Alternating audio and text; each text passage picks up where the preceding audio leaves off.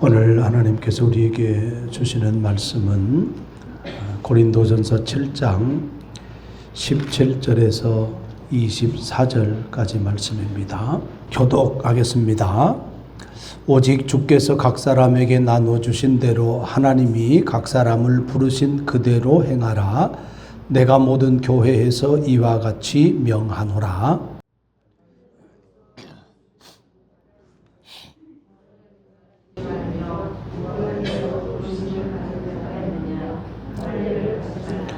할례 받는 것도 아무것도 아니요 할례 받지 아니하는 것도 아무것도 아니로되 오직 하나님의 계명을 지킬 따름이니라.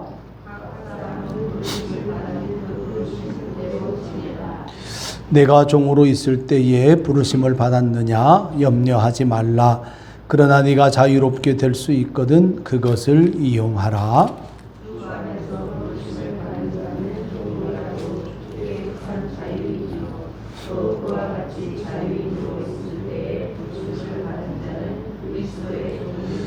너희는 값으로 사신 것이니 사람들의 종이 되지 말라.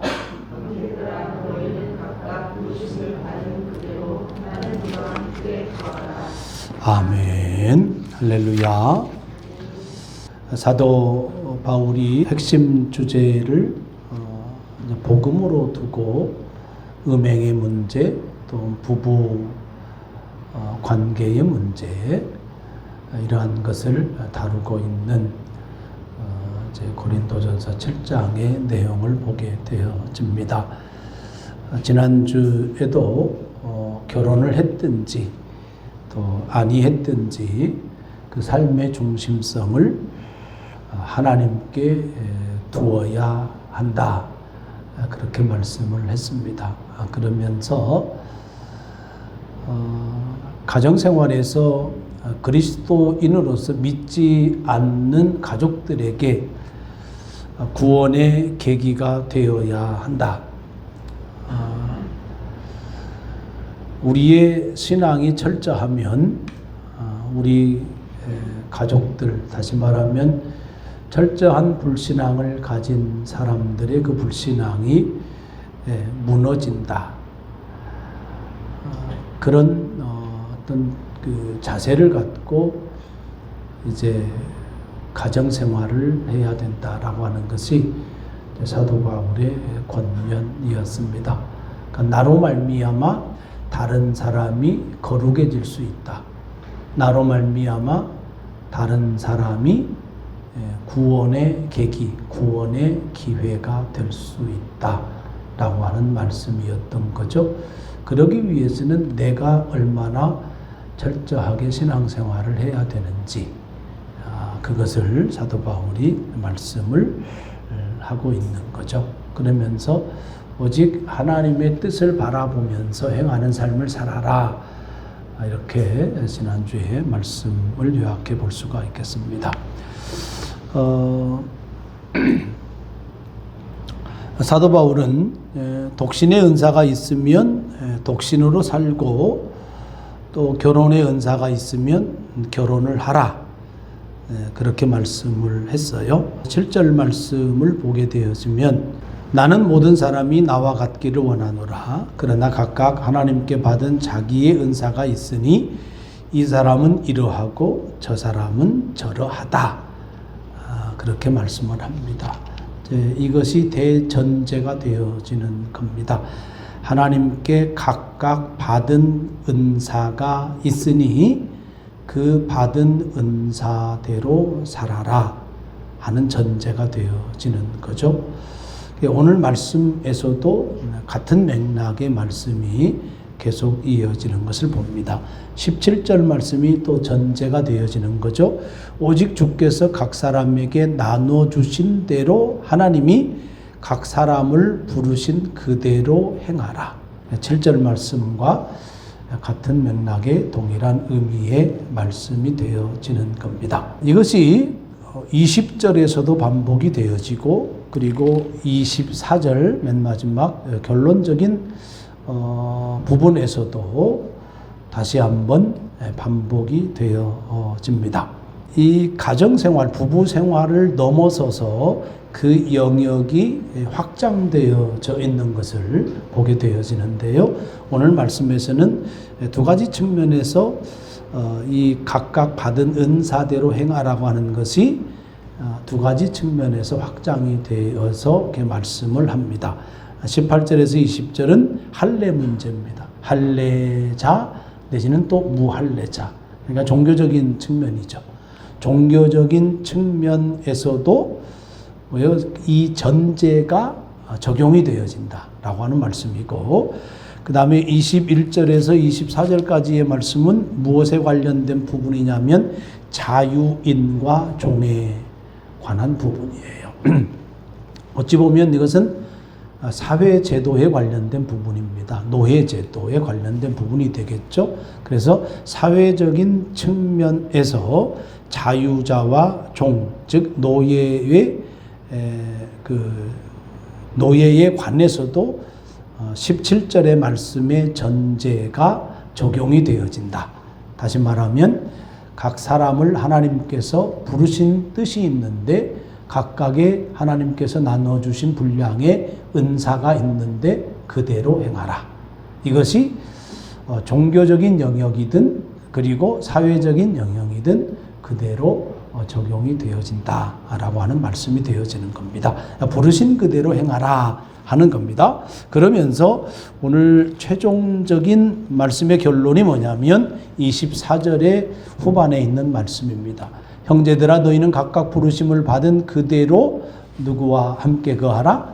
하나님과 함께 거하라. 그래서 오늘 말씀의 제목이 하나님과 함께 거해야 된다. 하나님과 함께 거하는 우리가 되자라고 하는 말씀입니다. 종교적인 측면이든 사회적인 측면이든 거기에서 어떤 상태로 어떤 신분을 가지고 살아가든 중요한 것은 뭐예요? 하나님과 함께 사는 삶이다.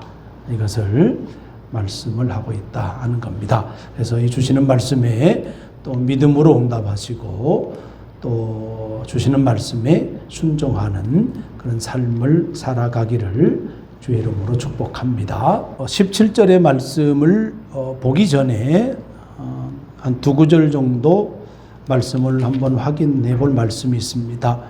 3장 21절 말씀 한번 보겠습니다. 매우 중요한 고린도전서를 볼 때에 매우 중요한 말씀이 숨겨져 있습니다.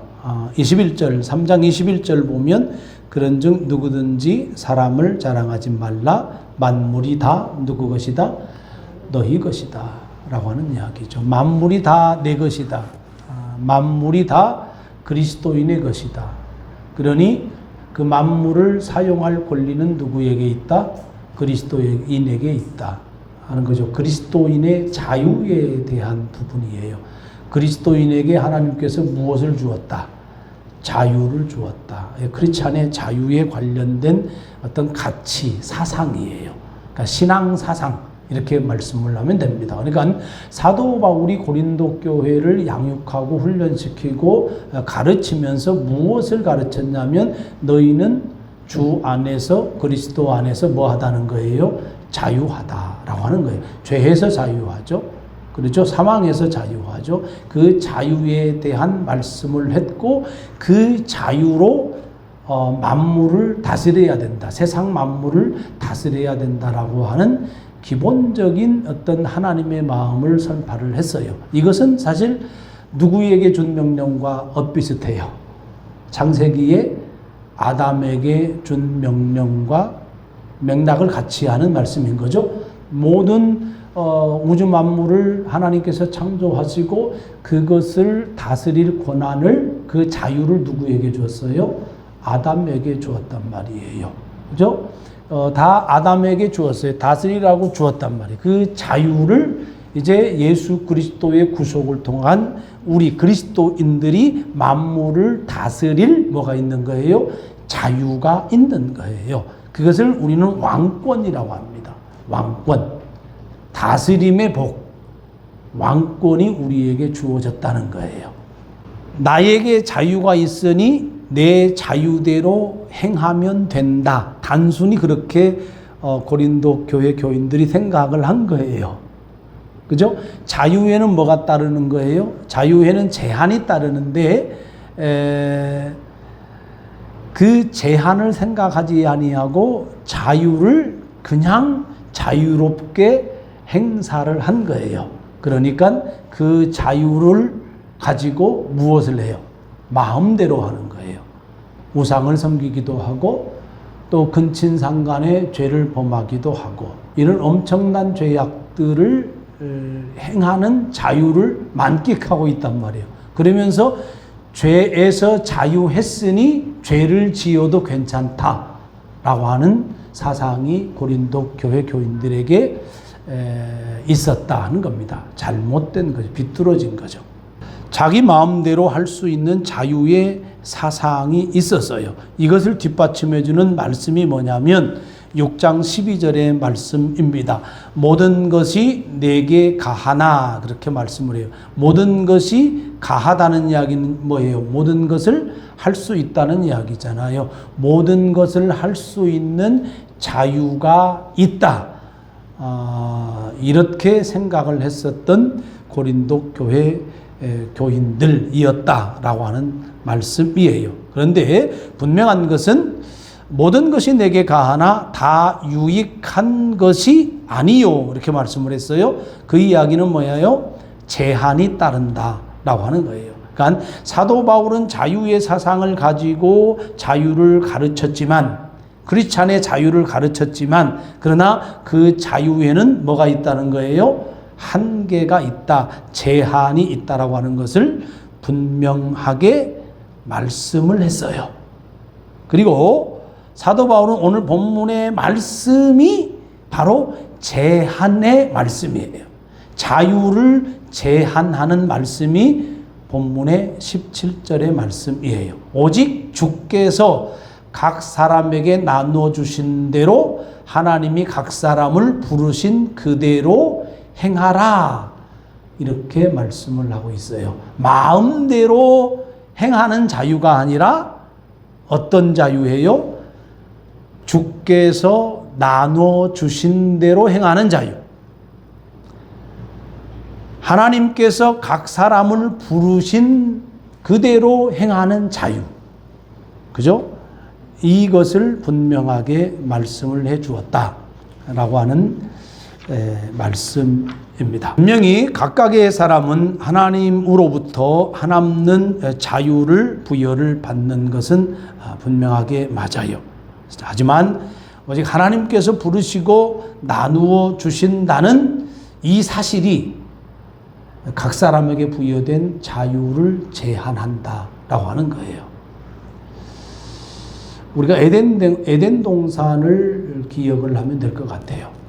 하나님께서 에덴 동산을 선물로 주셨잖아요. 그 선물로 주시면서 흙으로 뭡니까 공중의 새들 또 들짐승들도 만들어주고 아담에게 이름을 지어주게 하고 그래서 이렇게 다스리는 복을 주는 거거든요. 근데 동산 중앙에 생명나무를 두고 그 생명나무의 열매를 따먹어도 돼요. 그래서 생명의 삶을 영원히 살 수 있도록 하나님께서 허락해 주셨어요. 그 자유를 누리면서 그렇게 살라 해 주셨는데 그런데 제한된 자유였어요. 그 제한된 자유를 뒷받침하는 게 뭐였어요? 선악을 알게 하는 나무의 실과는 따먹지 말아라. 그거였어요. 그러니까 하나님이 자유를 주었지만 하나님이 그 자유를 어떻게 했어요? 제한했어요. 그런 것처럼 오늘 말씀에서도 우리가 하나님께서 예수 그리스도를 통하여서 우리에게 자유를 분명하게 허락해 주었지만 분명한 것은 뭐냐면 하나님께서 오직 주께서 나누어 주신 자유를 행하라 라고 하는 겁니다. 우리의 자유를 제한하는 것은 뭐예요? 하나님께서 주신 은사예요. 하나님께서 부르신 그 복음에 합당한 삶이 우리에게 주시는 자유다라고 하는 것을 우리가 꼭 기억을 해야 됩니다. 그런 측면에서 성도들의 자유는 하나님이 원하는 자유이어야 된다. 하나님을 대적하는 자유이어서는 아니 된다. 라고 하는 말씀이 되어지는 거죠. 내가 원하는 것을 행하는 것이 자유를 누리는 것이 아니고 하나님께서 원하시는 자유이어야 한다. 하나님이 원하는 것을 행하는 자유를 누리는 것이 진정한 자유다. 라고 하는 말씀이 되어지는 거고, 내 자유는 누구에 의해서 제한된다?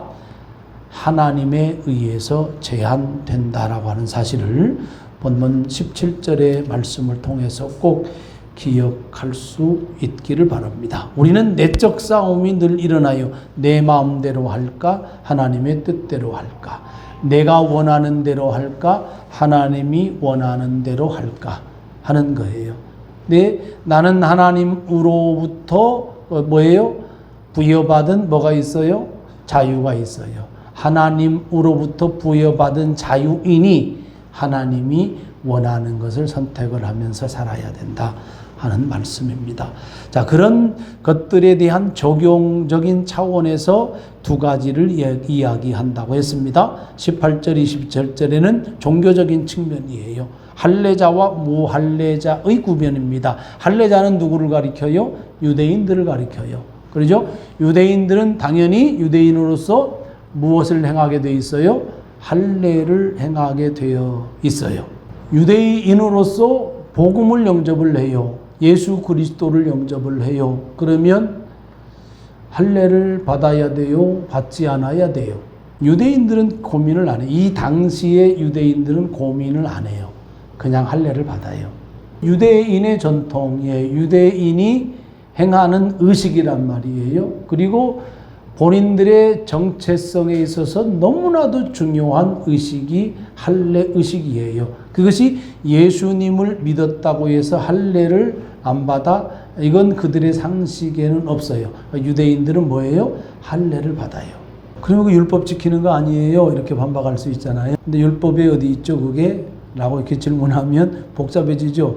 율법에 명확하게 규정된 바가 있어요, 없어요? 예를 들어 10계명이나 뭐 등등 계명 속에 율법을 10계명 속에는 없잖아요. 그러나 10계명을 풀어 쓰는 과정에서 그들의 우리가 흔히 말하는 토라 안에는 그러한 것들이 명시적으로 되어 있기는 해요. 그래서 중요한 것은 뭐냐면 할례의 표현, 의식이 담고 있는 의미가 중요한 거예요. 구약 성경에서는 할례의 의식과 의미가 동일하게 적용이 됐잖아요. 할례를 받는다라고 했을 때 하나님께 속해 있다라고 하는 의미이거든요. 아브라함이 할례를 받았잖아요.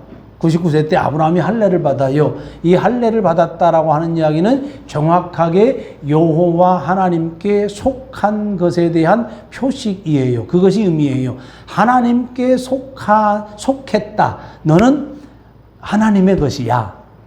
너는 하나님의 소유야. 영원해. 그리고 너로 말미암는 모든 자손은 반드시 할례를 행해야 돼. 왜?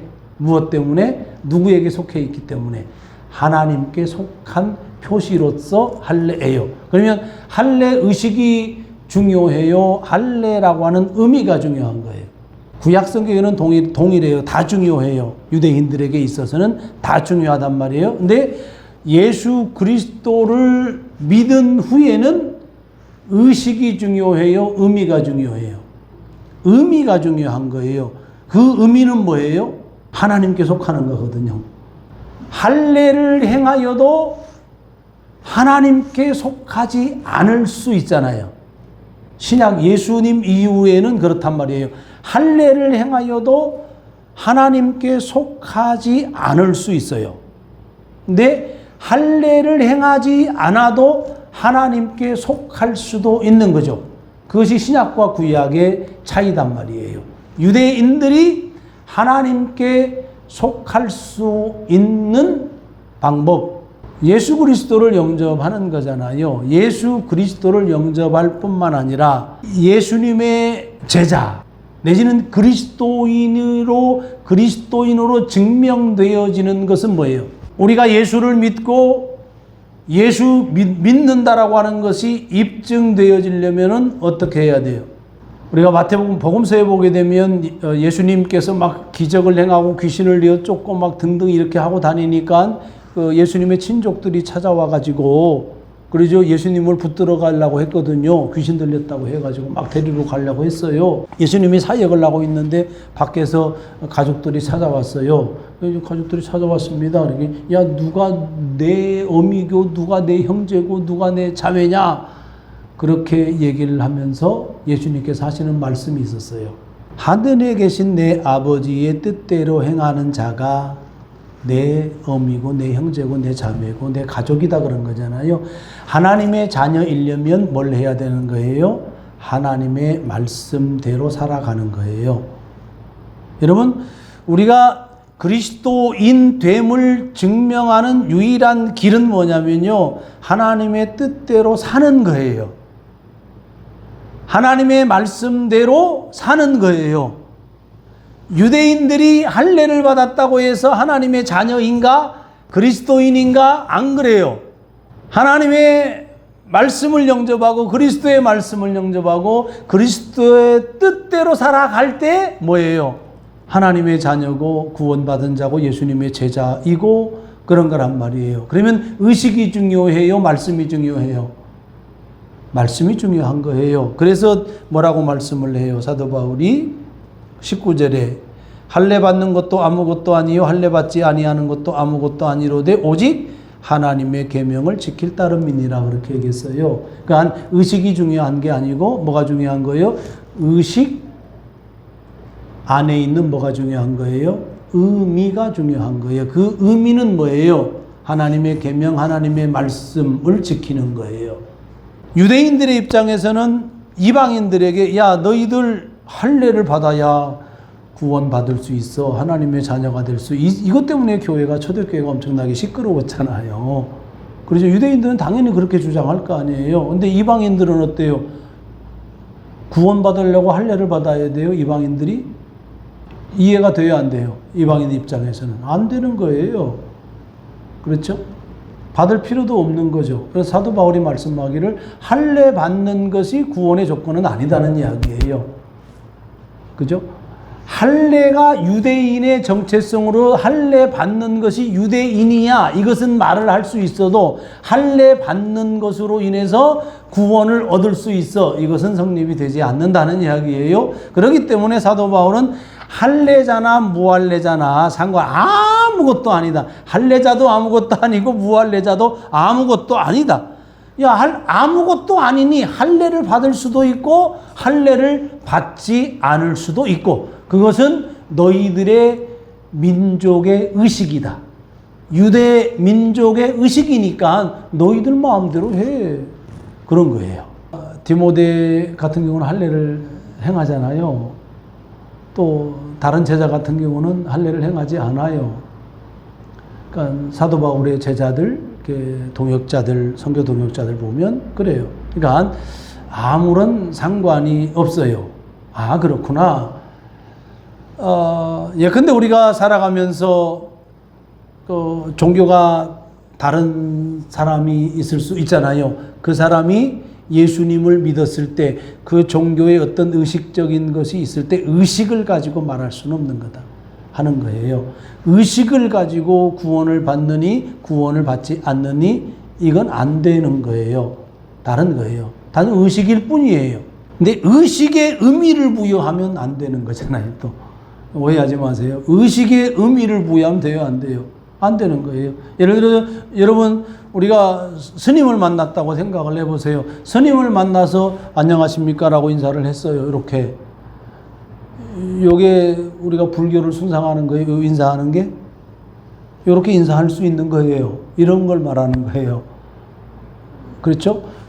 중이 우리한테 와가지고 목사님 안녕하십니까 라고 했을 때 반갑습니다. 안녕하세요. 이렇게 했다고 해서 이렇게 인사했다고 해서 목사 자격이 있니 없니 이거 갖고 싸우는 교회가 한국교회란 말이에요.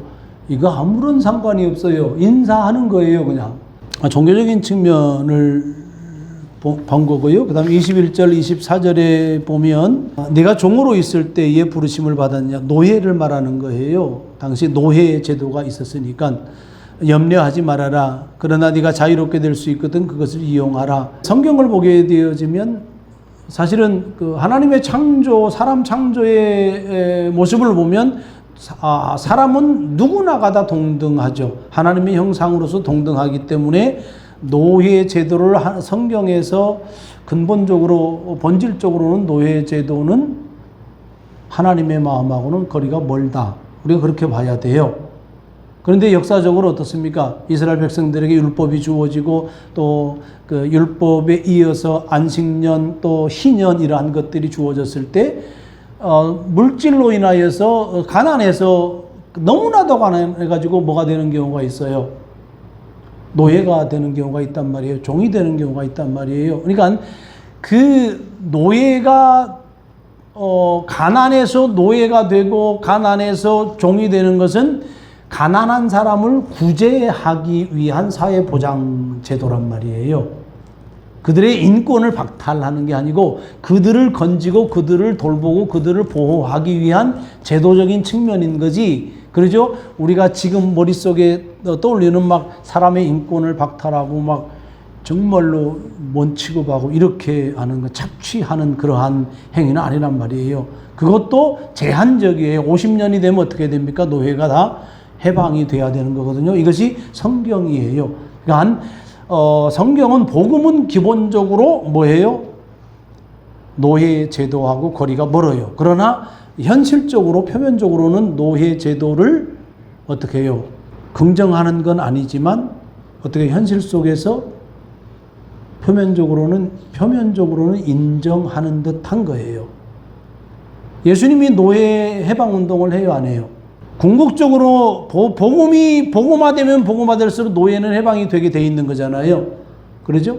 근데 적극적인 측면에서 행동하는 노예 해방 운동은 안 하는 거예요. 사도 바울이 해방 운동을 해요. 노예 해방 운동을 해요, 안 해요? 안 하거든요. 당시 로마 사회의 3분의 1 이상이 노예들이란 말이에요. 그 노예 해방 운동을 하진 않아요. 그러나 궁극적으로 복음이 들어가면 노예는 해방이 되게 돼 있는 거예요. 오늘 본문에서도 사도 바울은 노예 해방을 얘기하지는 않아요. 그럼에도 불구하고 중요한 것은 뭐냐면 그 안에서 자유를 이야기하는 거예요. 복음 안에서의 자유, 종의 신분을 가지고서도 인격적으로 하나님과 관계를 맺는 데는 자유하다 하는 거예요. 그러니까 복음에는 제한이 없는 거란 말입니다. 종으로 있을 때 부르심을 받았느냐? 염려하지 말아라. 이게 원문에 보면 야 부끄러워하지 말아라. 걱정하지 마. 부끄러워하지 마. 수치스러워하지 마. 예수 안에서 예수 그리스도 안에서 뭡니까? 자유롭게 되었는데 자 보세요. 이 당시에는 교회 안에 자유인과 종이 함께 있었어요. 우리가 사도행전 20장에 보면 유두고라고 하는 청년이 밤늦게까지 사도 바울의 설교를 듣다가 3층 루에서 창문에서 떨어져 가지고 죽잖아요. 그 유두고라고 하는 사람의 청년의 그 유두고는 당시의 노예들의 이름이란 말이에요. 그러니까 이 사람이 밤늦게 와가지고 졸 수밖에 없었던 이유가 뭐냐면 집안일하고 왔을 거예요. 노예로서 집안일 다 하고 왔을 거란 말이에요. 추측을 해보면. 그리고 그 안에는 누구도 있냐면 종들도 있고 주인들도 있고 자유인들도 있고 그런 말이에요. 섞여서 신앙생활을 했어요. 자, 그러면 우리가 기본적으로 생각을 했을 때에 신분의 차이가 있는데 같이 같은 공간에서 예배를 드리고 같은 공간에서 기도하고 그렇게 해요. 그러면 종의 신분을 가진 사람 입장에서는 자격지심이 있겠어요? 없겠어요? 자존감이 높겠어요? 그렇지 않아요. 현실적으로. 그러니까 수치와 부끄러움이 있을 수 있다는 이야기죠. 근데 그렇게 하지 말아라. 당당해라 그거예요. 자유인 앞에서 당당하라는 이거 엄청난 거잖아요. 자기 주인 앞에서 당당하라는 거예요. 이거 엄청난 거예요, 사실은. 24절에 너희는 각각 부르심을 받은 그대로 행하라는 거예요.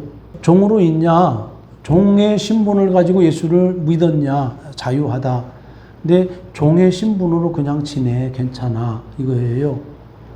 사도 바울은 종의 신분에 머무르는 것을 부끄럽게 생각하지 말고 염려하지 말라고 하는데 왜 그런 것일까? 내가 받아들이기에도 별로 이게 탐탁지 않은 거죠.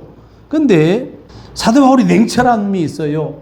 그리스도인이 된다는 것은 신분의 변화를 말하는 게 아니다. 그리스도인이 된다고 부자가 됩니까? 그리스도인이 된다고 농부가 판사가 됩니까? 그리스도인이 된다고 일반 직장인이 경영자가 돼요? 아니잖아요. 그러니까 그리스도인이 된다라고 하는 것은 하나님께 속하고 예수 그리스도에게 속하는 신분의 변화는 있지만 우리가 현실 사회 속에서의 신분의 변화는 아니다라고 하는 말씀인 거예요. 얼마나 냉철해요, 이게. 신분의 변화는 없지만 부끄럽게 생각할 거 없어. 왜? 내적인 변화가 더 중요하니까. 외형적인 신분의 변화, 표면적인 삶보다도 내적인 신분의 변화, 내적인 삶이 더 중요하다라고 하는 말씀이 된 거예요. 이것 때문에 사도 바울이 부끄러워하지 말라, 염려하지 말라 하는 겁니다. 여러분, 우리의 영혼이 변하고 우리의 인격이 변하는 거예요. 우리의 진정한 소속이 변하는 거예요. 그 소속은 하나님 나라 소속, 예수님께 속해 있는 것. 뒷부분에 우리가 나오지만은 그리스도의 종이다. 22절 후반에 그리스도의 종이다. 인간의 종 이전에 누구의 종이에요? 그리스도의 종이다라고 하는 것을 강조하고 있는 거예요. 그 속에서 우리는 하나님의 말씀을 통한 예수 그리스도와의 관계를 통한 하나님과의 관계를 통한 인격이 변하고 우리의 영혼이 죄와 사망의 세력 가운데서 자유하게 되어진 그 자윤으로 살아가는 그 변화. 그래서 육체는 여전히 노예지만 그러나 영혼은 자유다. 그것이 핵심이다. 그러니 종으로 살지라도 부끄러워하지 말아라. 그런 말씀을 주시는 겁니다. 사랑하는 여러분, 가난할 수도 있고 우리는 평범하잖아요. 우리 성도들은 평범한 삶이에요. 평범한 삶을 살아가는 것도 감사의 조건인 거고 중요한 것은 부자 되는 것 되면 좋겠지만 그러죠. 그렇지 않을지라도 누구와 관계를 맺고 살아가고 있다는 것, 하나님과의 관계를 맺고 우리의 영혼의 자유함을 누리며 우리의 인격이 예수 그리스도의 인격과 맞닿아서 연결되어서 살아가는 것, 이것을 자긍심으로 알고 이 안에서 자존감을 회복하고 살아가는 것, 그 영혼의 자유함을 누리며 살아가는 것, 그것 때문에 부끄러움 없는 그런 은혜의 삶을 살아가야 한다 하는 말씀입니다. 자, 22절 말씀 연결해서 봅니다. 주 안에서 부르심을 받은 자는 종이라도 주께 속한 자유인이요. 자, 그 다음에 그와 같이 자유인으로 있을 때에 부르심을 받은 자는 그리스도의 종이니라. 그렇게 말씀을 합니다. 자유인의 신분을 갖고 사람이 굳이 노예가 될 필요는 없는 거잖아요. 그렇죠? 뭐 할례를 받고 있는 사람들이 굳이 할례를 안 받을 필요가 없듯이 자유인으로 살고 있는데 굳이 예수 믿고 노예가 될 필요가 있어요, 없어요? 예수 믿고 노예가 될 필요가 없는 거잖아. 그렇죠? 그러니까 자유인인 거예요. 자유인인데 어떠한 자유인이냐면 그리스도의 종인 자유인이다 그거예요. 자, 중요한 게 뭐예요? 종이라도 중요한 게 있어요. 자유인이라도 중요한 게 있어요. 근데 자유인이 되었든 종이 되었든 중요한 것은 동일해요. 그 지점은 동일해요. 그 지점은 뭐냐면 그리스도와 어떤 관계를 맺고 살아가느냐 이거예요. 누구의 종이라는 거예요? 그리스도의 종이라는 거예요. 우리에게 직접적으로 해당되는 말씀이 이 지점이잖아요. 우리는 누구의 종이다? 그리스도의 종이다. 우리가 살아갈 때에 가장 중요한 것은 예수 그리스도와 어떤 관계를 맺고 살아가느냐라고 하는 말씀이 되어지는 거예요. 그래서 23절에 보면 너희는 값으로 사신 것이니 누구의 종이 되지 말라. 사람들의 종이 되지 말라. 이 지점을 계속 저는 생각을 해봅니다. 나를 살리기 위하여서 하나님이 죽었다. 나를 살리기 위해서 하나님의 아들이 십자가에서 죽었다. 자기 아들을 죽이고 다른 사람을 살린다는 것이 이해가 되나? 인간적으로 불가능한 일이에요. 그런 사람 있으면 나오라고 그래요. 없어요. 하나님은 했어요. 그러면 내가 어떤 존재인가 이거 생각해야 되잖아요. 아니 도대체 내가 뭐길래, 도대체 우리가 뭐길래 하나님이 피값으로, 아들의 피값으로 우리를 사냐고. 우리가 뭐길래 도대체. 착한 것도 아니고 죄인 중에 괴수라고 고백하잖아요, 사도 바울이. 우리가 성경에 보듯 그냥 매일 배반하고 반역하고 배역하고 우상숭배하고 다른 신 섬기고 탐욕에 찌어들어 살아가고 이런 우리인데, 이런 우리를 향하여서 아들을 죽이냐고. 도대체 나라고 하는 사람, 도대체 우리라고 하는 사람이 뭐길래 하나님은 그토록 우리를 사랑하는 걸까? 이것을 우리가 생각을 해야 되죠. 그럼에도 불구하고 우리라고 하는 사람이 세상의 종이 되고 마귀의 종이 되고 귀신의 종이 되고 사단의 종이 되고 사람들의 종이 되어서 살아가잖아요. 강한 사람 앞에 약해지고 부자 앞에 굽신대고 권력자 앞에 무릎 꿇고, 그저 이게 사람의 다 매이는 모습이잖아요. 돈 앞에 무너지고 이런 모습들이 다 사람의 종의 모습들이란 말이에요. 그러니까 저도 자유로울 수가 없더라고요. 나이가 1살, 2살 먹어보고 이제 60을 바라보고 70을 바라보고 그러면 늙어갈 용기가 별로 안 난다. 은퇴 이유가 두렵다. 이런 생각이 저를 지배할 때가 너무나도 많은 거예요. 어떻게 살아가지? 인생 제3막을 내가 어떻게 살아가지?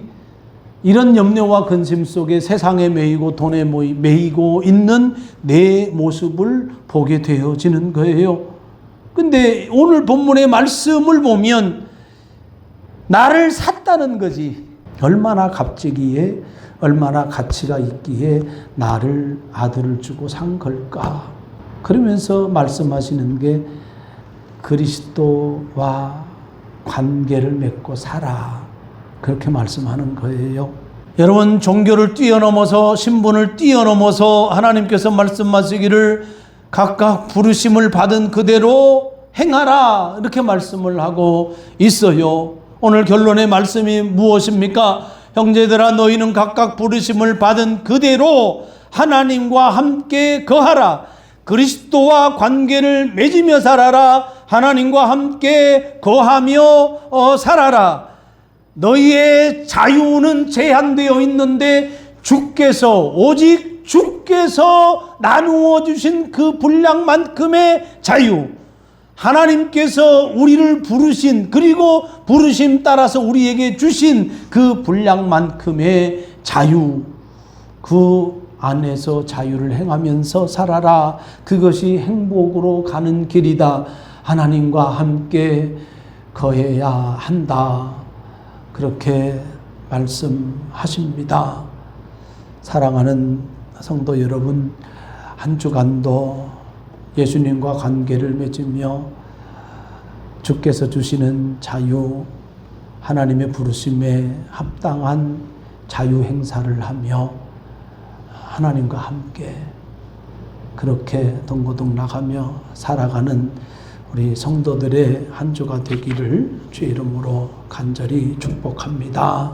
하나님 아버지, 우리가 자유를 남용하면 결국은 하나님을 대적하게 되어 있는 것인데, 주님께서 나누어 주신 그 분량만큼 그리스도의 종으로 하나님과 함께 거하면서 그렇게 영혼의 자유함을 누리고 그렇게 주님과 인격의 교제를 나누며 하나님의 형상을 회복하며 그 형상을 따라서 살아가는 저희들 될 수 있도록 하나님 도와 주옵소서. 한 주간의 삶을 주께 맡깁니다. 우리와 함께 하여 주옵소서. 예수 그리스도의 이름으로 간절히 기도하옵나이다. 아멘.